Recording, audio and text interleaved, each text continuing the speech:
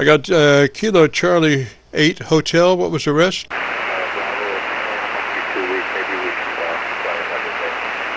Kilo Charlie 8 Hotel Bravo, is that correct? Yes, sir, that's correct. Okay, and what's the name there?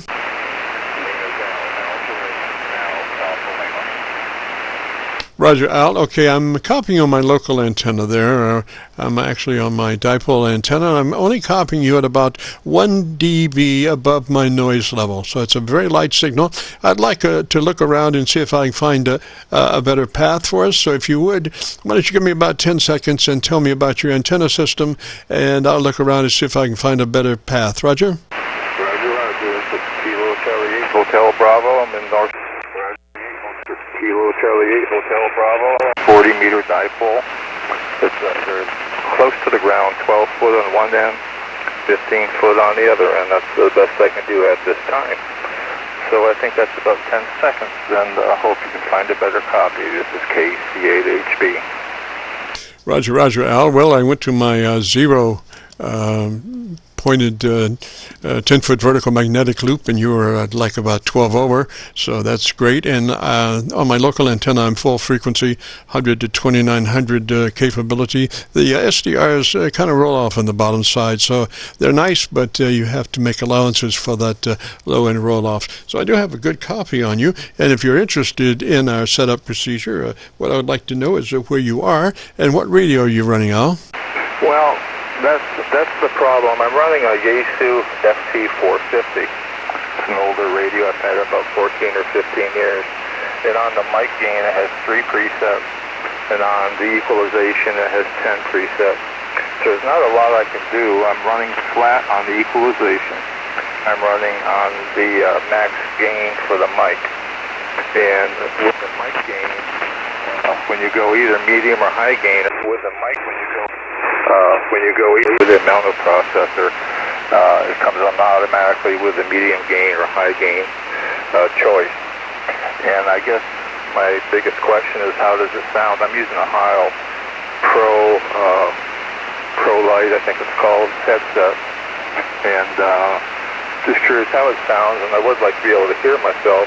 And I'm just wondering if there's some sort of outboard equipment that's not too costly that I might be able to use to play around with the audio. Over. Roger. Well, let's see. Let me get your location. What is your location, sir? I'm located in Mansfield, Ohio. Mansfield, Ohio is halfway between Cleveland and Columbus. Over. Roger. Okay, let's go ahead with the setup procedure there. And obviously, are you a 2.4 or a 2.7 bandwidth? See, I have no choice. I have no control. The radio is very basic. I guess it's more of an entry-level radio. I don't have any control over any of the stuff that you've been doing with the other guys. Yes, sir, I know that. I was just curious what your bandpass was, 2.4 or 2.7. It'd probably be one or the other of that. Do you know specifically what your radio is?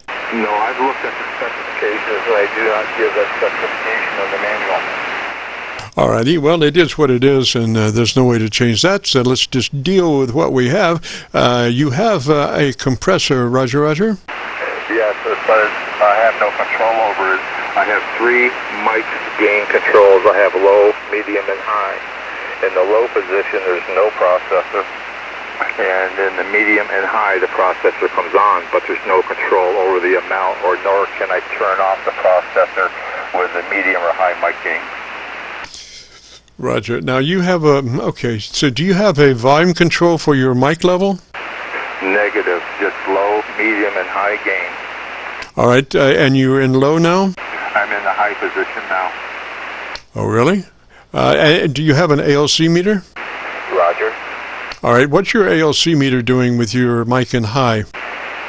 Audio, right now I'm going full scale. All right, come back to a medium scale on your mic level. Medium, and tell me where your ALC meter is. Okay, stand by.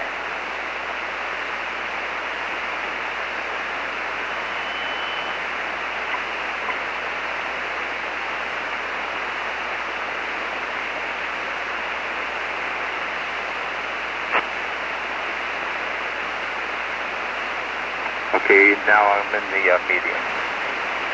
Alrighty, and what's your ALC meter doing with you in the medium mic gain? Audio, audio, audio, audio. I'd say about 60%. All right, now I want you to go to your compressor and put it in, engage it on and at low. Is that right? It has low, medium, and high, or how does that go on your compressor? Only I have compressor on medium and high, no compressor on low. All right, go to medium compression and let me listen to you for a moment. Oh, that's where I'm at right now. I'm in the medium wood and the compressor's on. All right, just out of curiosity, go to high compression and let me hear that. Okay, here I'm back on high, and that's where I was when I started. All right, I want you to talk very slowly. 1, 2, 3, and I'm going to listen for compression suck up between words. So just give me count very slowly, Roger. Roger. 1, 2, 3, 4, 5, 6, 7, 8, over. Yes, sir. I didn't hear any suck up, so I think you can run that compressor just like it is. That's in high compression, allegedly, Roger? No, it's just compressor on. It's with the high mic gain. Oh, you have no control for the compressor input level. Is that a Roger? Roger, roger. Okay, so you have compression on, and then your mic gain is on high. Is that a Roger? Roger, roger. Alrighty, and tell me about your the best thing you like about your radio in about 10 seconds, and let me listen to you. Well, I like the radio. It's much more basic than all the new. I like the radio. It's much more basic than all the new radios. I'm an older guy and old analog guy, and some of the new radios kind of overwhelm me when I look at them and look at all the things they could do. And I'm very satisfied with this. It's more of an Intel radio, but it does well. It's a 100-watt radio. It's stable. I like the receive audio that comes out of it. I use an external speaker. It's easy to use, and it's lasted a long time. Over. Roger, sounds pretty good. It doesn't sound suck up, you know, between words. It behaves itself. I did hear some breath noises, but that's not necessarily compression suck up. I didn't hear any obvious compression suck up, so I would run it like that. About how close are you to, let me ask you about your tone control. Do you have any equalization at all? Your tone control. Do you have any equalization at all? You mean, one thing I just did, I pulled the boom on the mic. I pulled it a little bit further away from my mouth. I had it real close to my mouth. I guess I'm conscious about nowadays, so I've noticed right there I'm not hitting the ALC quite as hard as I was before. Roger, how hard are you hitting the ALC now? Oh, let's see, I'm going probably 80% maybe. Of course, you know, voice is so variable, but I'm saying it's peaking about 80. Yes, sir. Well, usually, like about 50, the ALC starts trying to hold the signal back, and I'm still seeing, you know, quite a bit of ballistics in your audio. You're probably about 4 dB dynamic range, but I'm not real sure, you know, exactly how far we can go. I would rather be slightly under than slightly over, because then you start sounding like you're up against the wall, you know, and there's no reason for that. I think we're really close there. I was just thinking about if you said that you do not have an EQ page or equalizer, Roger? Roger. All right, so how close are you to the microphone? Maybe, you know, sometimes if you not have an equalization page equalizer, you can, by the way you work the microphone, you can reshape the curve.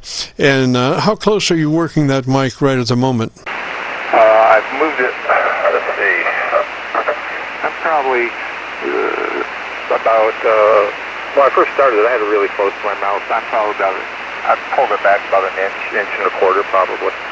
Roger, that's a headset boom, is that a Roger? Roger. Okay, usually we say to take that boom out as far in front of you as you can get, and then at the last minute make that 90 for the element. So that boom goes out in front of you as far as you can get it, and then at the last minute make a 90 to be able to speak into the element. Roger? Okay, for some reason this mic, I've got another high-out mic I use on my VHF radio, and it's got a long boom on it. This one, the boom is fairly short, so I pulled it back quite a ways now. I'm still hitting some high peaks. Do you think I should go back to the medium setting on the mic gain? Well, let's do one thing at a time there. We've got that boom extended out as far as we can in front of the mouth, and then a 90 degree for the element to be able to speak into it. Roger? Roger, Roger. All right, and what I would like to do is hear it that way, so I need about 10 seconds. Again, maybe redundant, but tell me about your antenna system again. Okay, well, again, it's a double bazooka. It seems to work really well. I'm actually, being so close to the ground, I was kind of interested in NVIS in close. I'm not really a DX chaser, but I do work some DX with it, Costa Rica the other night and so on. I like talking to anybody, so I thought in close would be nice. It works well in close, but I've worked across the country with it at very close to the ground. So I don't know if it's because of the double bazooka design or the soil conductivity or just luck, but I have fun with it. And a lot of people don't think you can work any distance whatsoever with an antenna close to the ground. Wrong. KC8HB, over. Roger, Al. I think that's great, man. I would just run it like that. Be looking at your ALC. Were you looking at your ALC on that transmission? Yes, I was. And what were your readings on the ALC? Well, it's been pretty consistent. I'm still averaging about 80%. Now and then I'll peak max. All right. So ideally, that ALC should be at 2/3. You know, it should bounce between mid-scale and 2/3, and so if you see it going towards zero, above 2/3, then maybe speak just a little less projection to be able to control that ALC meter precisely at the sweet spot of 2/3. Roger, Roger. Roger. I tend to talk loudly into the radio. I guess I'm trying to taper it back a little bit. I'm just curious. I'm not a nut that wants my radio to sound like a rock station at midnight. A lot of guys do. And frequency is in use. Frequency is in use. I would like a nice sounding radio, and I'm just curious. In your opinion, is it a nice sound? I think that's great. We have somebody tuning up that obviously didn't listen before they started to tune up. The frequency is in use. Station tuning, the frequency is in use, sir. 2, 3, 4, 1, 2, 3, 4, 5. Frequency is in use, sir. Frequency is in use. I know you can't hear me, but the frequency is in use. Thank you. All right, Al. I think we're really close there, sir. I think you keep an eye on the ALC meter, and you would have to be the judge whether that mic's in high, low, medium, or whatever. But you want to keep the secret is that ALC meter running at a maximum of 2/3, and that's where you want to keep that ALC meter. You don't want it to go over. You want to keep it right at 2/3 as best you can. So that's why I suggest keep that ALC meter out, and gives you something to do as you're talking, Roger. Just keep that meter in the sweet spot, and or after a couple of weeks, man, you'll have developed a nice relationship with your ALC meter, and you'll be able to command it to go just exactly where you want. And you have the choice of whether you want to run the mic in the high level, mid level, or low level, just depending on what you need to keep that ALC at the 2/3 level. Roger. Roger. Now, one other question. I should know the answer to this, but I don't. If I am hitting it really hard, am I splattering when that happens? You could well be, but more importantly, you you're not running your radio with any finesse. You don't want to push your ALC. You want to keep it mid-scale to 2/3. That gives you, when you're at 2/3, your dynamic range is 3 dB, which is a nice fat signal. If you continue to push your ALC past 2/3, your signal starts to squish, and when you get to like a 2 dB, you're very blurry, and your words no longer have any life, and you're max out, and you've heard those before, and you don't want to be there. You want to be at 2/3 max, which gives your words a little life yet. Roger? Roger, sir. I thank you so much for your time. I've taken too much of it. Sometimes I get angry when people take too much time like this, and now I'm doing it. So I apologize to others that want to get in here, but sir, I really appreciate your help, and you're a good teacher. I appreciate it. This is KC, your help, and you're a good teacher. I appreciate it. This is KC8HB. Thanks so much. Roger. Now, Al, before you go, sir, I want you to give your Elmer a little shout out there. Roger. Roger. Well, I never had an Elmer. I got licensed back in 1976. I always wanted to be a ham. I was always interested in radios as a kid. Used to read the Popular Electronics book that had a section on shortwave listening and ham radio. They had CB radio in there and stuff. And I've always had an interest in radios. Always wanted to be a ham. And one day I did it. So, unfortunately, no Elmer. KC8HB. Roger, Al. Well, and something else that you might consider for your radio, and that would be outboard EQ gear. And that would allow you to, say, maybe run a condenser desk mic, which would give you a lot better top-end frequency response than a dynamic mic usually, and be able to, tailor your frequency response, which you can't do at the moment. So, they're not very expensive, and, look around. A lot of folks talk about the Ukraine equalizer. I'm not experienced with that, but that's something that you might consider, and that would take your radio right up to today, because you'll be able to dial a prayer on that radio. Roger? You'll be able to dial a prayer on that radio. Roger? Oh, very good. That's like, I looked at DX Engineering, and they didn't have anything. Maybe they're just sold out. I'm not sure where to look for that. I don't know if we'll go to Amazon or where to look for sure. Yes, well, that's a place, and just you might Google equalizers, and particularly that Ukraine model. Like I say, I have no experience with that, but I have heard them, and they are quite nice, and they do give you a very good control over your radio. And that's the thing about an older radio that doesn't have EQ, that you can just bring it right up to today by an outboard device. And maybe it gives you a phantom supply to be able to run an electret microphone, desk mic, which would further increase your treble equalization for articulation. Roger? Articulation, Roger? Yeah, Roger. I know I've been on Amazon. I'm familiar with some audio musician. I've worked with mixers and stuff. I know they've got a lot of small mixers, Behringer and so on and so forth. Just wondering if they're susceptible to RF or anything like that. I probably would think not. Roger. Now, these aren't normal mixers. These are, inline mic mixers for radio. They're specifically designed for mic level going into your radio. They're not just your normal mixer, with multiple inputs and all that stuff. This is a very dedicated device just for your amateur radio mic input, usually. Roger? Your amateur radio mic input, usually. Roger? Roger, gotcha.